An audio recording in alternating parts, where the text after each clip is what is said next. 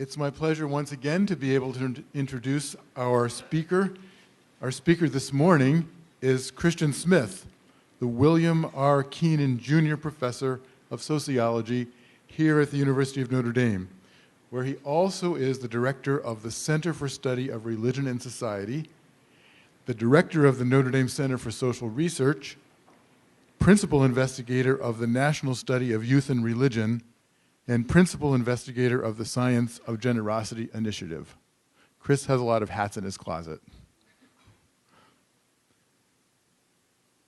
He's certainly the most compelling sociologist of religion writing today, in my opinion, and one who works ex corde ecclesiae, that is, from the heart of the church, and I would add, with the heart of the church. His work has centered around the religious life of youth.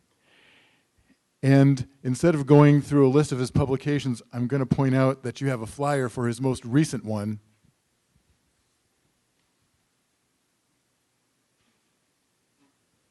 New from Oxford, Young Catholic America, with the provocative subtitle, Emerging Adults in, Out of, and Gone from the Church.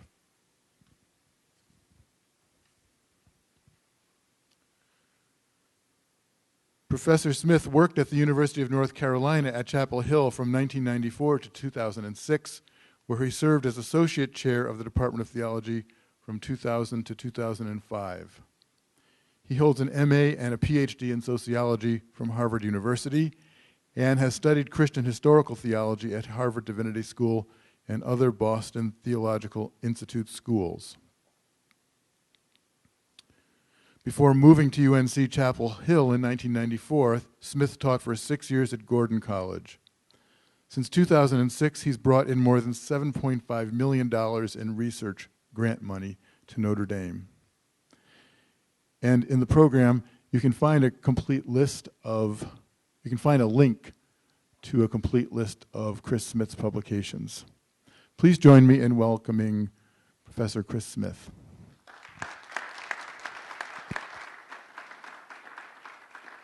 Are we on here? Yeah. Well, thank you very much, John, and good morning. I'm very happy to be here.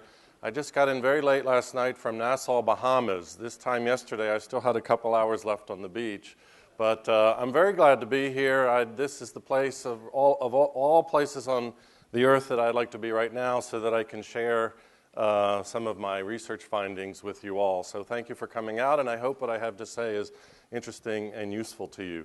So I want to talk this morning on how American youth understand, that is actually, for the most part, misunderstand science and religion. And by youth, sometimes I'm going to be talking about teenagers, and sometimes I'm going to be talking about college-age emerging adults, 18 to 23.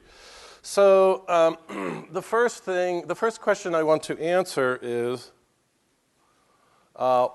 why do I know anything about youth and what they think of youth, of science and religion? So I'm going to give a very quick overview of the research project, just so you know on what authority I have to speak about this at all. And the findings come from a long project I've been working on called the National Study of Youth and Religion, NSYR. And I'm not going to go through point by point, but it's a large sociological research project done at UNC Chapel Hill and Notre Dame.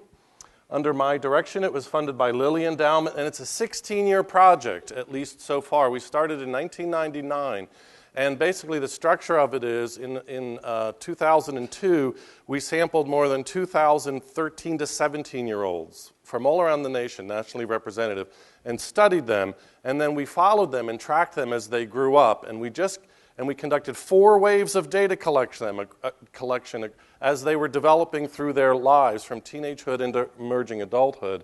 And we just last year completed the 4th wave when they were in their mid to late 20s. So we basically watched 3,000 American kids grow up and have studied them in depth about their religious and spiritual lives and a lot more. This involved a national telephone survey first, nationally representative. Again, a very long 52-minute survey with these basically an hour-long surveys with these young people randomly chosen. We also surveyed their parents, conducted it in Spanish, And then years later, we went back, recontacted these youth, and got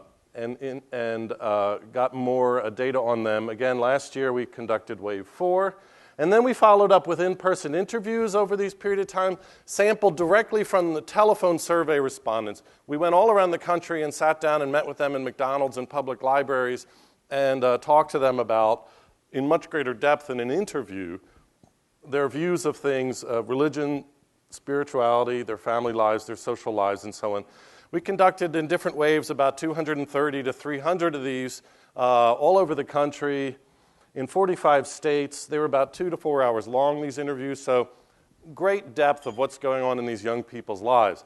This map shows you each dot represents one interview we conducted in the first wave. So we just went all over the place, urban, rural, all different religious backgrounds.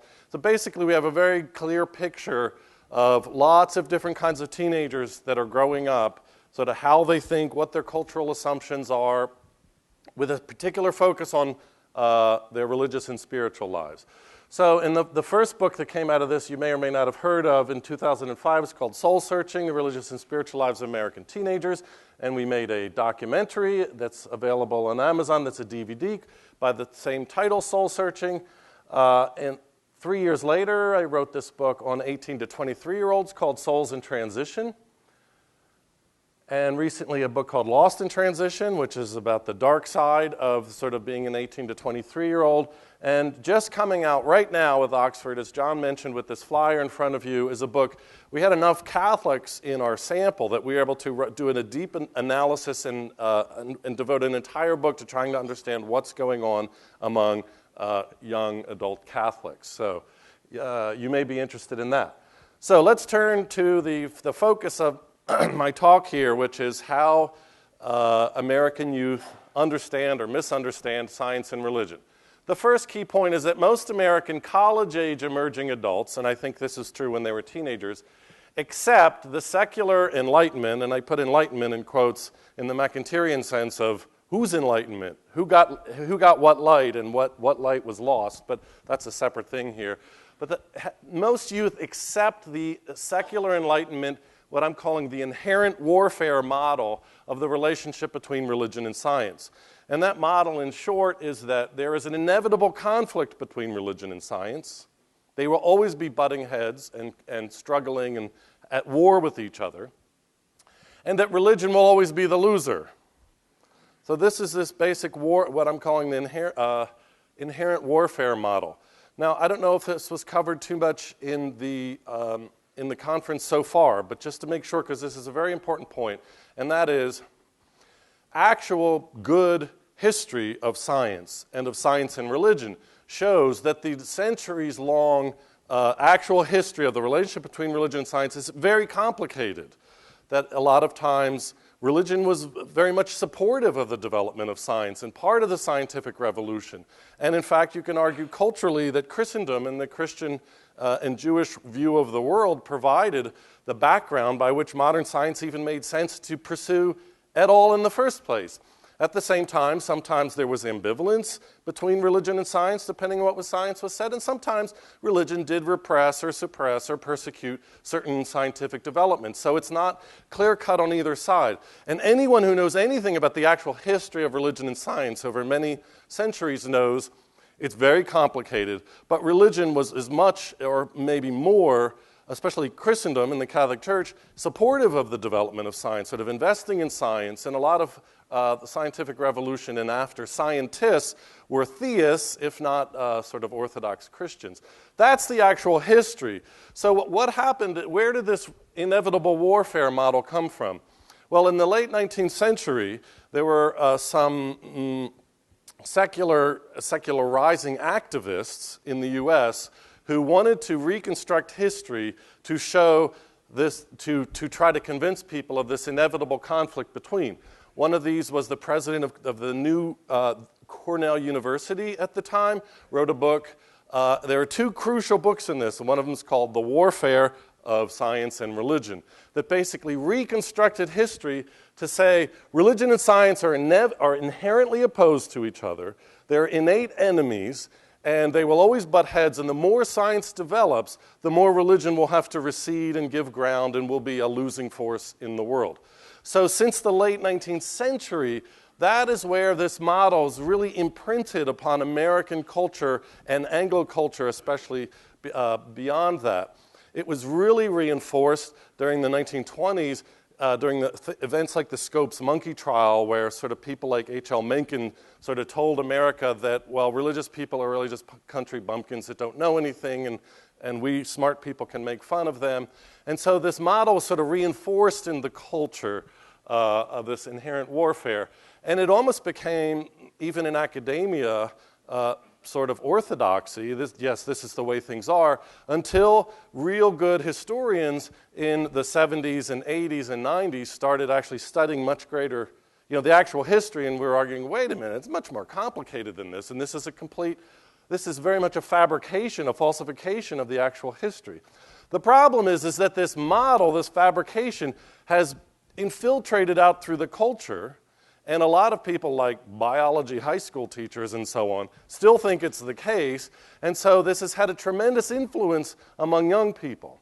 In the same way that sort of certain positivist views of science are very popularly accepted, even though very few philosophers would say that positivism really makes sense and holds any water anymore.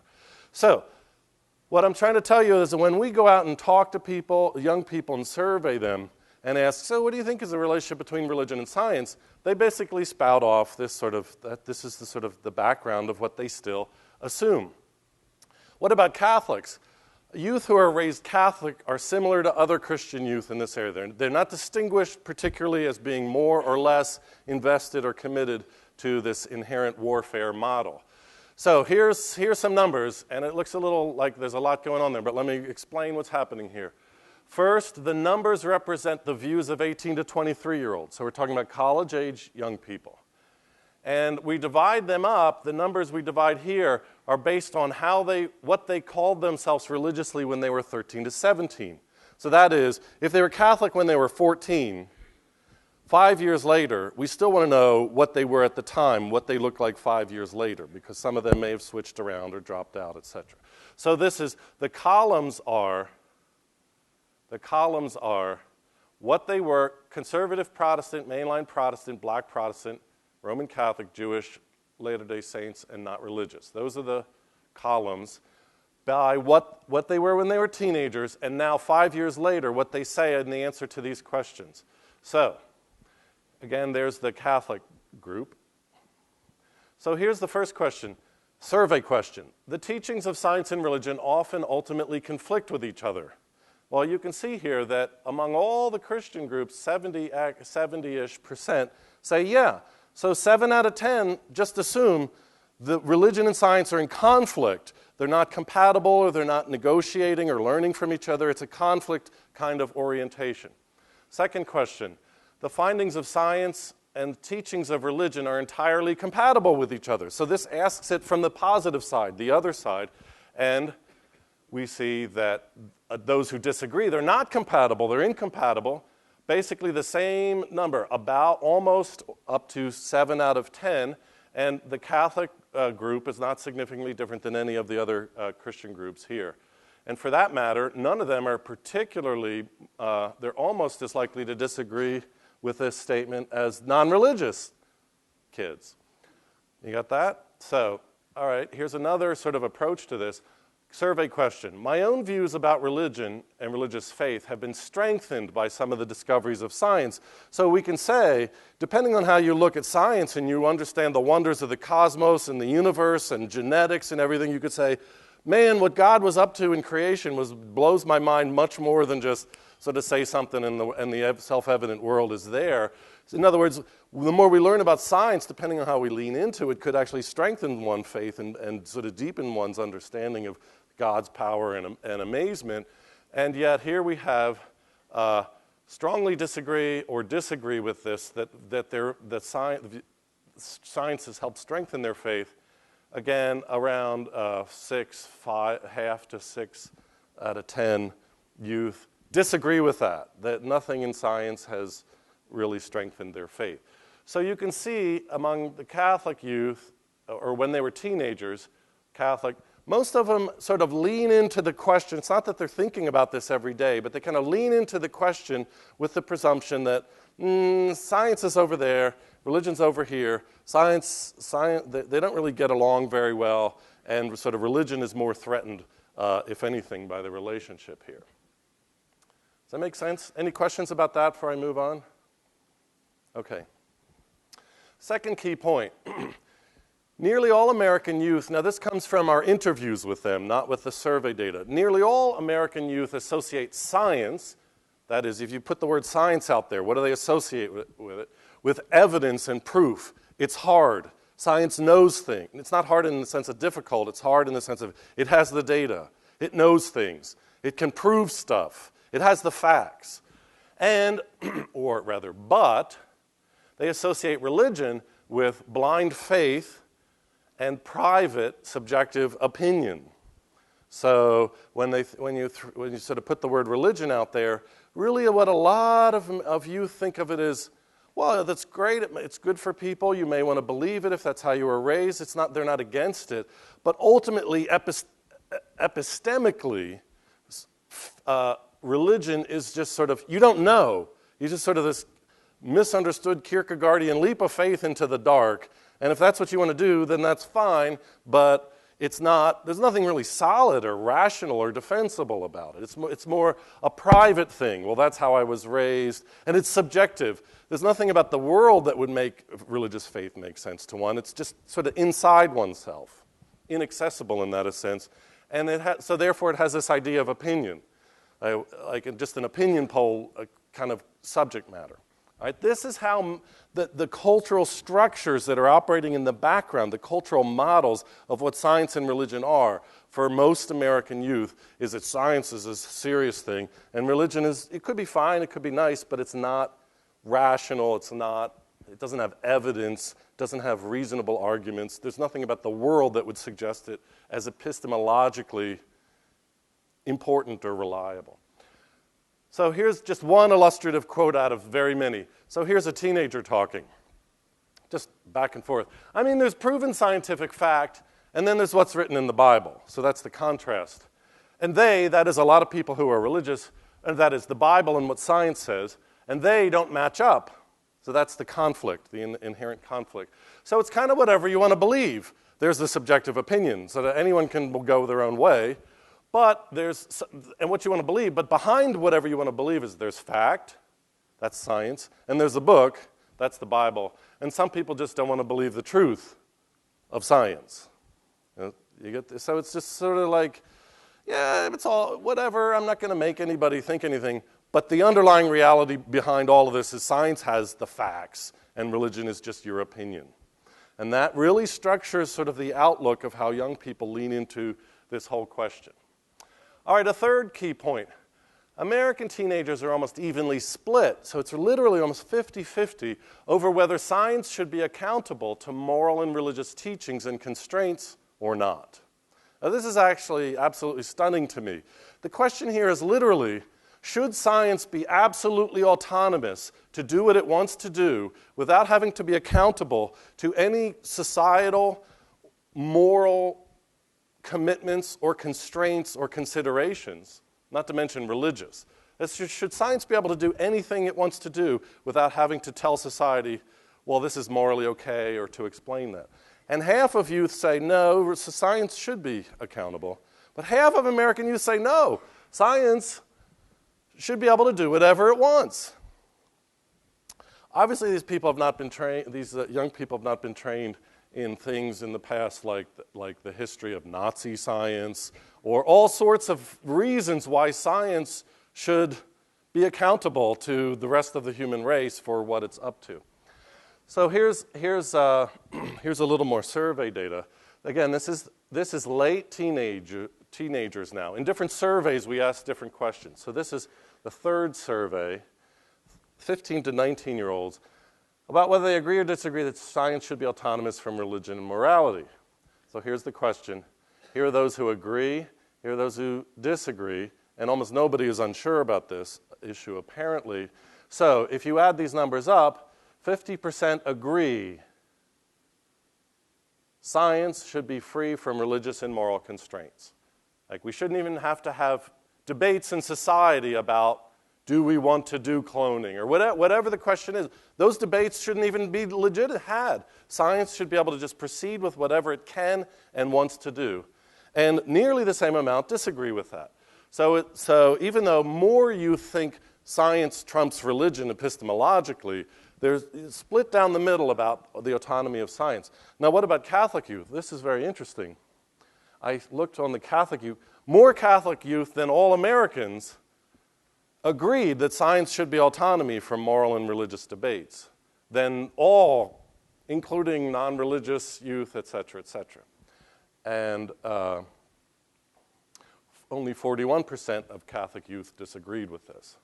So if anything, the Catholic youth are more ready to sign on to the complete autonomy of science, not having to be accountable to moral and religious constraints, debates, principles, and considerations. You got that? Okay. Key point number 4. This is a little bit of a side point, but I think it's really interesting and it matters, and it connects to the question of science.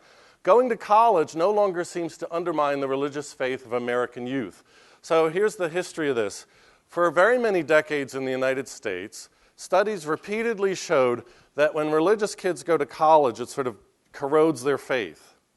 They came away less sure, less committed. There was something about the liberalizing or the mind expansive or whatever experience of going to college that in the past was kind of a threat, a corrosive threat to college students' faith. Well, something happened in the mid-90s, and I don't frankly know what it was. I have a bunch of theories. But all of this changed in the mid-90s. Every study since then, including our own study, has shown there's nothing, those who go to college are no more threatened in their faith. If anything, it seems to have reverse, and that is young people not going to college tend, especially tend to come out sort of less connected to religion, less interested in religion. So that is, science and going to college are obviously not the same thing. But college is where a lot of sort of the somewhat upper end of our young people in our society are exposed to deeper levels of science than just sort of junior high chemistry, right? And so something is going on in higher education generally that means going to college is no longer in our, generally, it could be in a particular college it is, in another it isn't, but it doesn't corrode faith as it used to for young people. And that shift occurred right around in the mid-90s. One of my theories is that somewhere around there, young people stopped going to college in order to figure out the big questions in life. So going to college isn't going to corrode your faith if you're not even there to even think about those things. If you're there just to get credits and credentials and a good job, then your faith is immune from even having to think about big issues, right? So that would be a depressing view of what's going on here. But I think that maybe there's some kind of Bill Clinton effect, I don't know, but there's something, something happened, and it's not just one study, it's multiple studies, it's very clear, and I think it's just very interesting about what going to college means, what the experience is like with regard to being a person of faith. So, I'm not going to get into explaining the details of this, but this is just one picture of this, and let's focus on the top here. So this is when they were 13 to 17, there was a group we called the devoted, which is the most religious teenagers. And then 5 years later, we did this study. We asked them these questions about how important their faith is. And so here is what's statistically called the predicted probabilities of a person who was once devoted 5 years earlier, saying that their faith is extremely or very important, controlling for a whole bunch of other factors, all right, statistically. And what this shows is that those who started off as teenagers who were part of the devoted are much more likely 5 years later, if they went to college, to say that their faith is extremely or very important. And those who did not go to college are less likely, okay? So this is just one picture. I could show you lots of different ways to measure this. What's interesting is there's less of an effect for those who were religiously disengaged as teenagers, whether they went to college or not. So the punchline of this particular slide is going to college almost has a more sort of additive, robust effect in helping devoted teenagers stay devoted religiously when they're 5 years later compared to not going to college. So I hope that it makes some sense to you. But the bottom line is, it's not the case anymore, if it used to be, and it appears that it used to be, it's not the case anymore that teenagers who are raised in strong religious households go off to college, take a science class, and then fall apart in their faith. That doesn't seem to be happening anymore. All right, key point number 5. There's a lot of discussion about the nuns, not the N-U-N-S, but the N-O-N-E-S's. So let's talk about the nuns a little bit and the relationship between youth, that is age, and being not religious, and then I want to bring it back to the idea of science. The sharp rise, and there's been a sharp rise in the percentage of Americans identifying as not religious, and that's been since the 1990s, is significantly driven by a much higher percentage of non-religious young people. That is, youth, it's not exclusively this, but it's significantly young people are much more likely to identify as not religious and to stick with saying they're not religious, and that's driving over time the trend upward. It's not the only force, but it's a major force driving the trend upward toward more and more Americans saying, I'm not religious, instead of saying, well, I'm nominal Protestant or Catholic or something like that. So if you know this kind of language, basically what we have here is a cohort replacement effect. That is, if you think about a population as different age cohorts, and as everybody gets older, the people at the top die out, and the younger people grow up and replace them. And so what we have going on here is the younger you get in the population, the more likely they are not to be religious. And as everyone ages, the whole population becomes less and less religious. You get that idea? The alternative would be if we had an age effect, which is young people tend to be not religious, but when they get older, they return to religion. You got that? And if that was the case, all you have to do is wait for people to get older, and then they'll come back to the church and they'll be more religious. That's not what appears to be going on. We appear to be having a cohort replacement effect that's helping to explain this. So let me show you a bunch of charts just to depict this. This is all adult Americans now, not young people. In 1991, and for the longest time before that, only about 6-7% of Americans said they were not religious. And then between 1991 and 2007, that doubled to 14 to 15%. So in terms of statistical trends in a big population, to have something literally double in that short of time is a huge change. And ever since then, it's been growing gradually. So again, something happened in the 90s that was really important, and it's been growing gradually. That is, nothing in particular, agnostic and atheist all put together. Darn. There's something that was supposed... Yeah. Again, people that say they're not religious, they're not mostly atheists and agnostic. They're not committed ideologically not religious. They just don't think of themselves as religious at all. Okay. This shows each one of these dots is the same survey conducted over a period of time. And you can see this trend of this steady about 7% of Americans for the longest time said that they just were not religious. And then something happens in the 90s, and that percentage starts going up.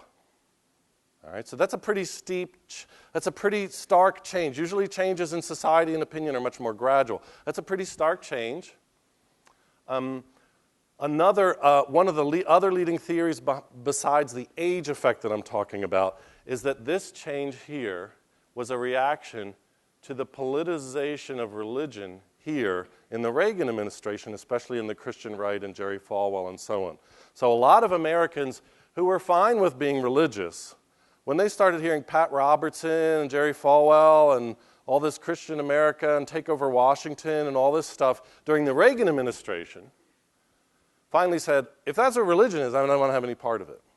So there was a whole set of Americans who sort of distanced themselves from the 1980s politicization of religion who started identifying as not religious. And then right about here, of course, we have the new atheists taking off, especially after September 11. Okay, so now back to what I'm talking about. So this is a major change. In 2013, we're up to 20% now of Americans saying they're nuns. So that's a huge jump from 7 to 20%. Now what explains this? part of it, not the only bit, but part of it is young people are more likely to say much more likely to say they're not religious, and they're growing older and displacing those who are older and moving on. So you can see here, this is a religious affiliation. Senior citizens, only 9% now in 2012 are likely to say that they're not religious, whereas 18 to 29-year-olds, 32%. So there's a big there's a big difference in age as to whether somebody understands themselves to be religious or not. And you could take the chart, you could take this and disaggregate it by age. That is, pull apart this general population into different age groups, and what you see is the upward trend in saying they're not religious all happens at the same time, right here. But the younger, these are the youngest cohorts, and these are the oldest. The younger the cohort, the more steep the curve was of saying I'm not religious. The greater proportion of young people adopted the language I'm not religious on surveys. You got that? You see how every cohort that's younger, the curve is more steep up from that period of time. Okay, this shows it another way. Here's the surveys tracking from 2007 to 2012, and here's the greatest generation, World War II. Very few are likely to say they're not religious, and with every generation, here's my dad's generation right here, boomers, Gen Xers, older millennials, and younger millennials. They're so young that we just have the first data point on them. Every generation of getting younger is less likely to say that they identify with some religion. And it's pretty, and you can see that with every generation, there starts to be more and more of a curve upward. That is, even over these years, more and more start to adopt, yeah, I'm not. Whereas the greatest generation is very stable. I mean, you're either religious or you're not, and that's what you're going to be for the rest of your life, pretty much. Okay. So let's return to this. Let's return this to. So what I'm focused on, I don't want to get bogged down here. What I'm focused on is growing sense of we're not religious, I'm not religious. Let's return to youth and let's return to science. Among a recent cohort of American youth, so this is our sample in NSYR, which are now ages, they started off 13 to 17, now they're 25 to 29.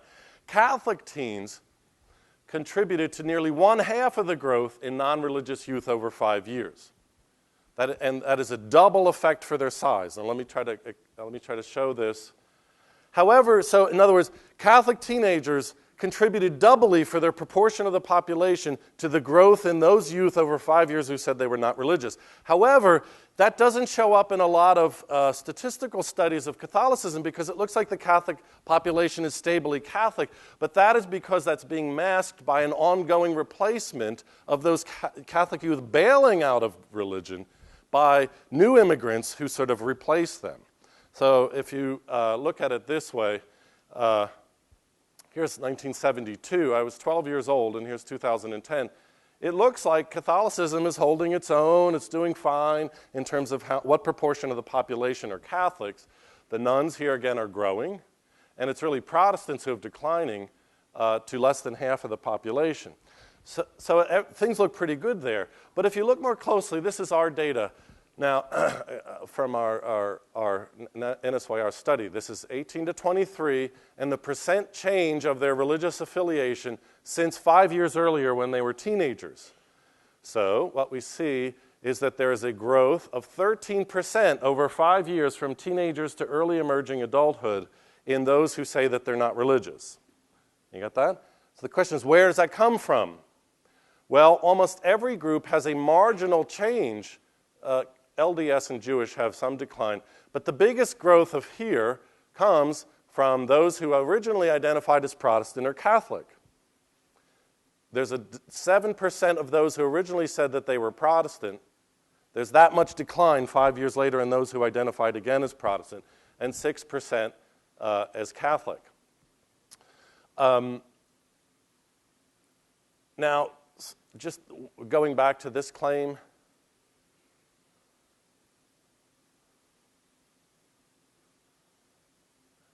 double the effect of their size. What do I mean by that? What I mean is that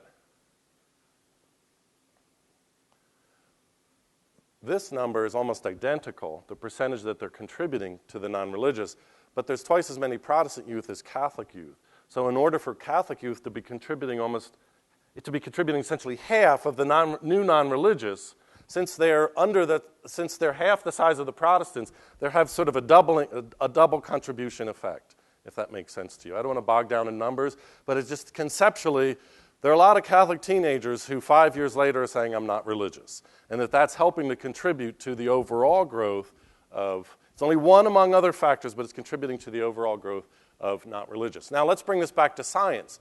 Who are the Catholic teens who are going from here, minus here, down to here?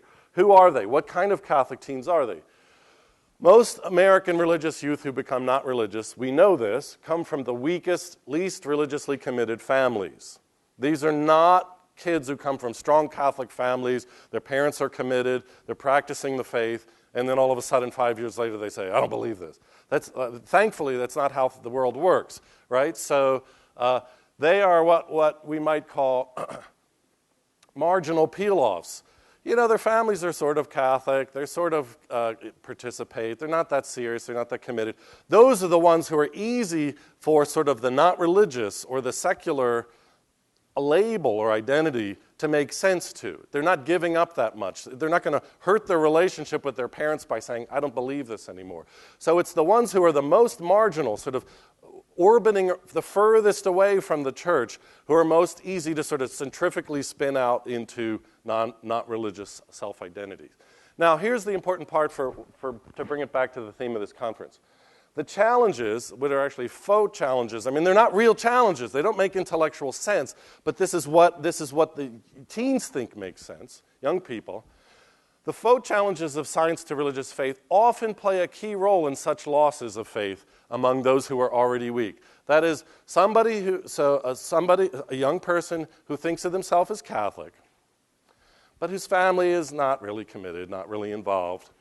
Those are the ones who are the most susceptible to the idea that, oh, science has proven there can't be a God, or miracles could never have happened, or whatever silliness that some popular secularist version of science is put out there. I've had students in class here at Notre Dame who I've had lunch with who were raised Catholic and have decided they're complete atheists now. And they just read some silly stuff of Richard Dawkins, and that sort of solidifies for them, oh, how could you possibly believe it? They have no idea that Richard Dawkins has not the first clue about philosophy and theology. They don't know that, but it seems authoritative to them.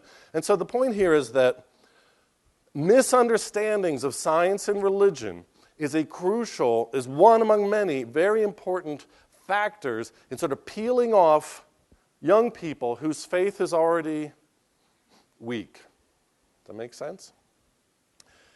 And by implication, the more the church, Catholic schools, etc., can sort of help young people get clear on, no, here's what the church claims, here's actually the history of science, here's the relationship between faith and reason and so on, the less likely it is that you will have these sort of more marginal youth being peeled off by really bad ideas, by erroneous histories, etc. I hope that all makes sense to you. So, summary and conclusion. Just to wrap this all up again, to go back over everything I've said. Most American youth completely buy the inevitable warfare model of science and religion. It's just accepted. It's not even thought about, it's just assumed. Science enjoys a vastly superior epistemic status than religion in the minds of young people. Philosophically, it's very naive, but it doesn't matter. That's what they think the facts are. Half of youth say science should be morally and religiously unaccountable to any moral or religious debate or constraint. Going to college is no longer generally dangerous to faith, which is an interesting piece in this whole mix of things. Youth, especially Catholic youth, are driving the growth in not religious. It's not the only factor, but it's a significant factor, the growth of non-religious. And erroneous views of science and religion undermine the faith of often the weakest Catholic youth. We have 15 minutes or so for questions and answers. Professor, we're talking here very much about ideas what do you have data that might account for people happy to have these ideas because of practical behaviors that it legitimates?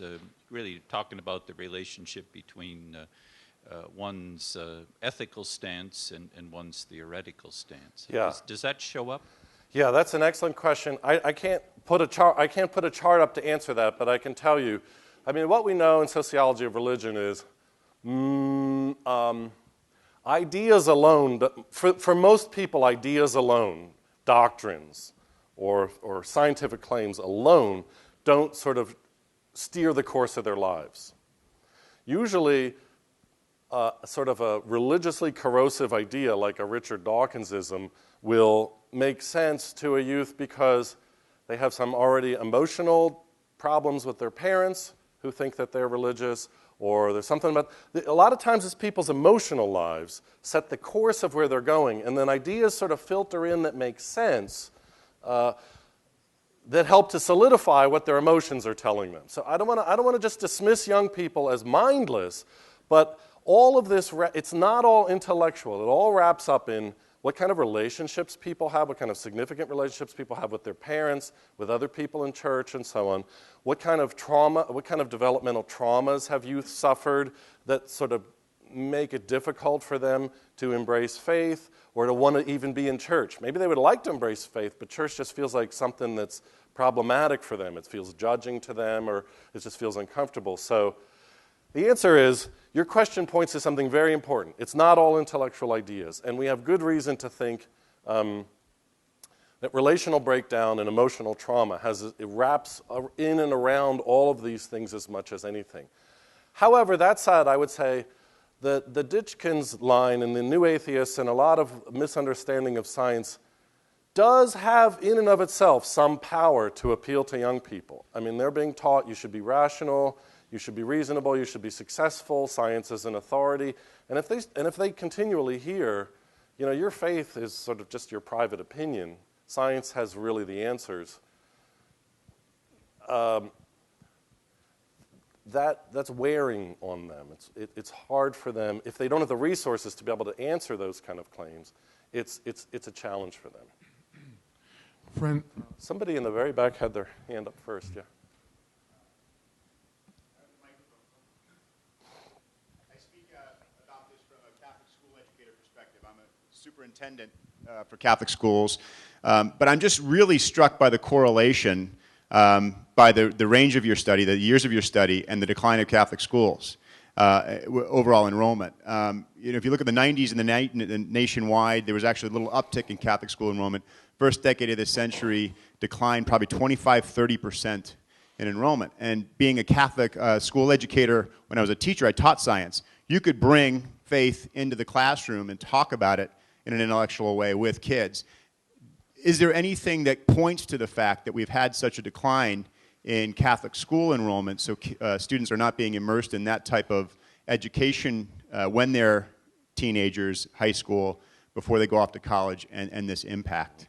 Yeah, that's a really interesting question. I mean, what you've pointed out is that there seems to be some kind of a correlation. The question is, can we draw a causal inference about a causal influence of one on the other? That would be an extremely hard thing to do. The only thing I can say on our studies, so all I can say is I don't know. That would be hard to do, and you'd have to investigate that more. In principle, it could be done. We did look at which students, there's a paper published that I didn't bring in here, but which students are the ones, which teenagers are those who are the most likely to say, religion and science can integrate fine. They can have a dialogue. They're not in conflict. Which are the ones who had the combination of answers that said, it can all work together? And the one factor that put kids way up there believing that can all work together is they went to private Protestant school. Now, there's a lot going on there. That could be wacky in different ways, so I don't want to oversimplify it, but the Catholic school piece didn't come out there, and we did have Catholic school data. But the other thing I want to caution is, I'm a social scientist. I make my living off of these numbers and so on, but we always have to be cautious. We shouldn't overreact to, there are very many complications. So There could be something to what you're suggesting. It would require more investigation.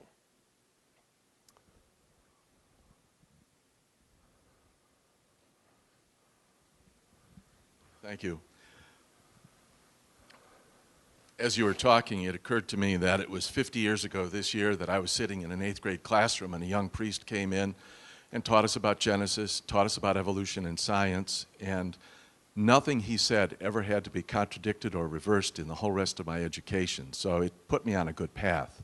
So I agree with you that it's very important at a young age, as all the people have been saying. But I wonder, this will sound very funny, but when I was in grade school, high school, and college, and in college I went to Mass almost every day, I would have said that I was Catholic but not religious. I know that sounds very funny.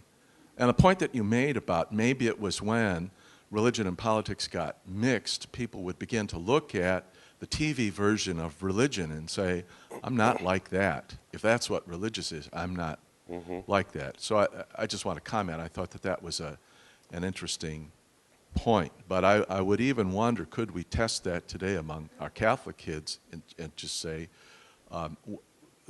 there's something loaded into that word religious that may be different than what it was in 1960, 70, and 80. That's all I want to say. Yeah, that's an interesting point. Such a study could be done, and I think you could get the answer to that. We didn't collect data with those questions, but it could be done. I'm actually a convert from Protestantism to Catholicism, so I can tell you, having been on both sides, the word religious and religion is a much more comfortable world within the Catholic world than in the Protestant world. In the Protestant world, especially evangelical, there's this, not mainline, but evangelical, there's much more a sense of exactly what you said. Well, I'm spiritual, or I'm a Christian, not spiritual. I'm a Christian, but I'm not religious.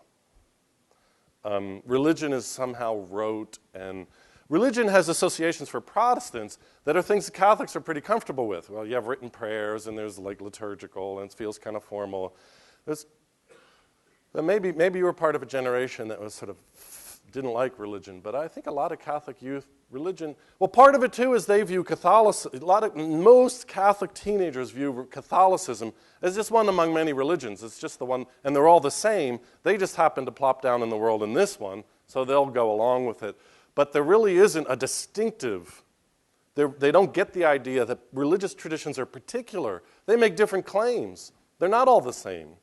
And that Catholicism is not okay with just, we're one among many, whatever, here, take your pick. They don't get that.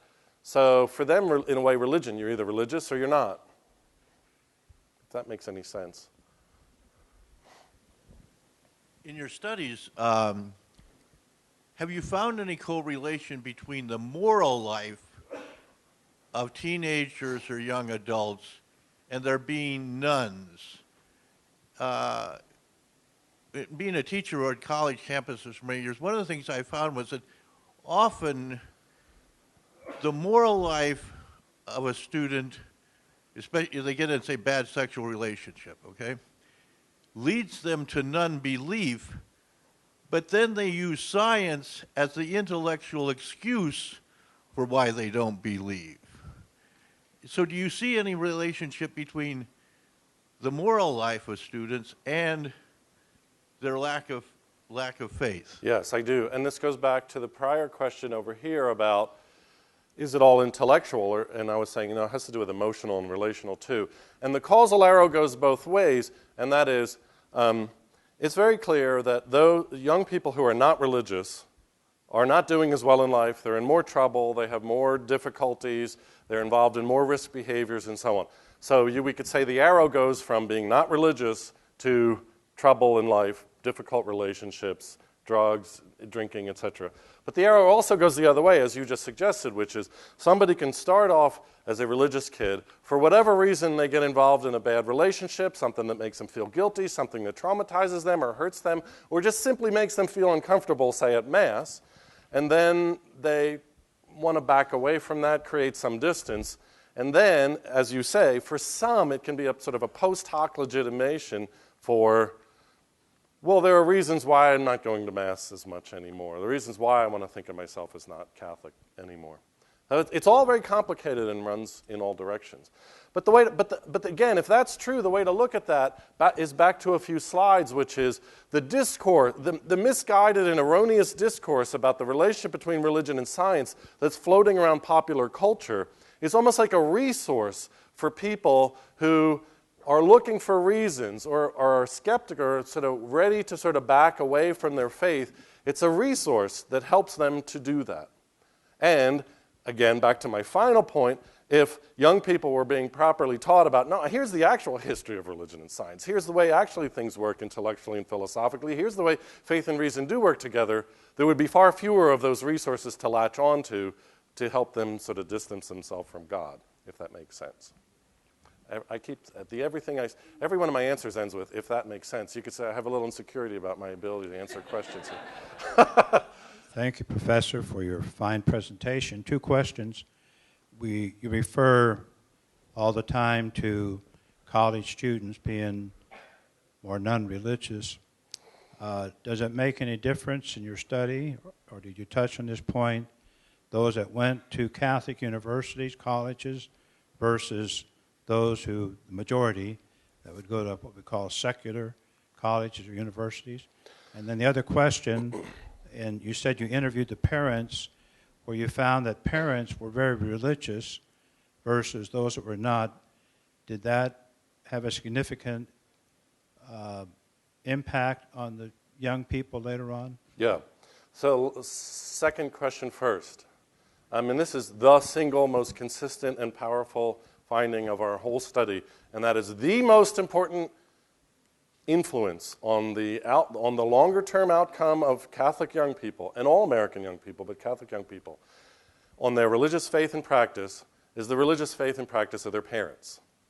Not where they went to Catholic school or public school, not whether their parish had a youth group or not a youth group, not if they went on a missions trip or not on a missions trip.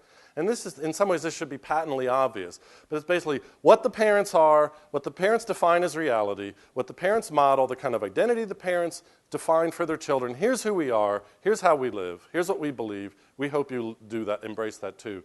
That is by far and away, no matter what you control for, the most important factor in forming children in what they become in the long term. It's just, I won't say it's all about parents, because we actually have some interesting studies where there are a few kinds of, in this book, few kinds of Catholic young people where if their parents are out to lunch, but the teen has an other combination of things, including other non-family adults in their congregation who take an interest in them and who they have a relationship and like, that can sort of fill in for the parents. But there's got to be some kind of older, more mature model defining for young people who they know and care about and like, and usually it's their parents. So the answer to the second question is parents, parents, parents. That's the bottom line of so much. The most important pastor a young person will ever have is their parent, for better or worse, and a lot of times it's for worse. Okay, answer to the first question. So if you want to do youth ministry, great. You've got to get the parents involved. You've got to get the parents doing youth ministry, so to speak. Okay, answer to the second question. That's a really difficult one because there's so much, as you know, heterogeneity in what we call Catholic colleges and universities. That includes everything from the most marginal, you can hardly know it's Catholic, to almost sectarian Catholic colleges, right? And so when you smush that all together and say, are they different from non-Catholic colleges and universities, which themselves have a gargantuan amount of heterogeneity, it's really hard to find significant findings. So I think what you'd really want to do is to create categories of Catholic colleges and universities, or specific Catholic colleges and universities. Do University of Notre Dame students, how do they come out looking compared to other, well, we don't want to get too personal here, but other Catholic colleges, but just how do they come out look, compared to all American young people? You just have to specify it a lot more, because there's just so much diversity in the experience of going to a Catholic college or university. Friends, we have time for 2 more questions. I would say in principle, however, if a young person goes to a good Catholic college or university, it should definitely make a difference. If it doesn't, I don't even know what we're doing here. So, John, okay, go ahead and you choose, John. I'm going to... Pardon me? Oh, here we go, up here. Just curious, you at point number 3, where you talked about the accountability of science Yeah. To a moral, ethical body, And you cited a rather dramatic statistic that the number of Catholic young people that believe in the autonomy of science. 59%. Yeah, 59% is what you said. Do you have any theories that's, to explain that? Do I have any theories to explain? You mean the extra difference with Catholic?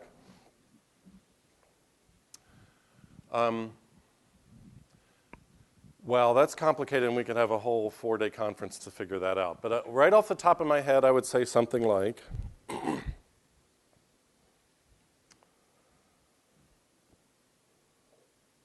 they don't know how to think properly. I mean, they haven't been trained and taught and educated. And it could be that there's a little bit of an anti-authoritarian streak going on. It's sort of like the Catholic Church has been a little too heavy on telling policymakers what they can and cannot do, and there's a sort of a distancing.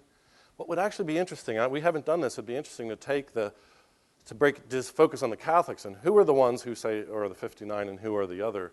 But you know this, compared to evangelical youth and Mormon youth, Catholic youth are much more sort of culturally accommodated, essentially secular presuppositions, and so on. There are some very serious and committed Catholic young people, but they're in a minority. In the first book, Soul Searching, we devoted a whole chapter to just Catholic youth because they were so interestingly different. That's not really a good answer, but there's something going on there. I mean, there's something.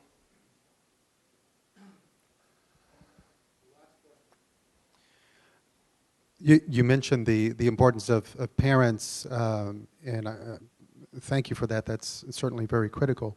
I was wondering if there was any distinction among other social economic differences among youth, or cultural or racial. I mean, you had mentioned the black Protestants, but any other cultural differences? When it comes to, there are differences, but it depends on what? Differences when it comes to what? The science and religion business, or just the... Whether they remain religious or not. Oh, yeah.